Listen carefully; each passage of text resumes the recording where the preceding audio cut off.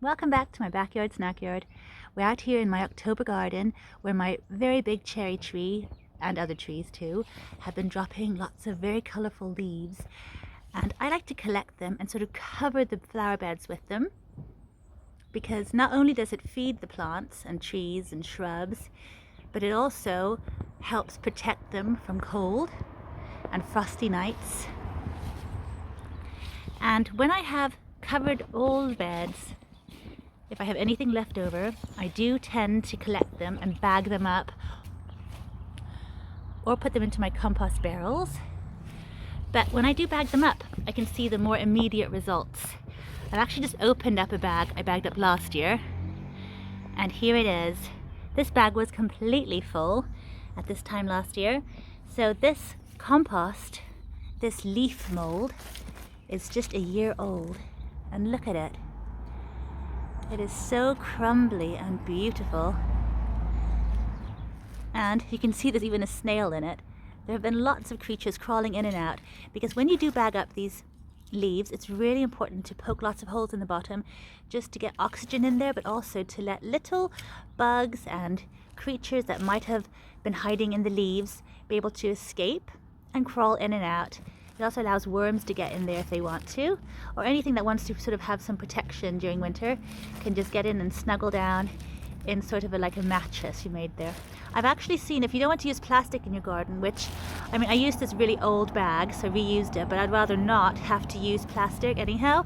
And I've seen you can get some really good ones, which are made out of Hessian cloth, and they already have holes in, so they seem a lot better, and I'm going to be getting some of those soon, hopefully.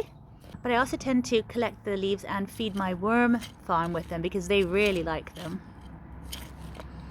And that also helps add more nutrition and nutrients to my vermicompost. But just look at this stuff, it's so good. It's like a soil conditioner. It's not supposed to be rich in nutrients, but it's just really good to feed the garden. And this stuff is quite young. They say it takes about 2 or 3 years for it to break down completely. So the best thing is to just take the bags of leaves and put them somewhere out of the way in the shade. I tend to chuck mine into the bushes. I have some really thick bushes, and then you can just leave them there and not see them and not think about them until you're ready to take them out.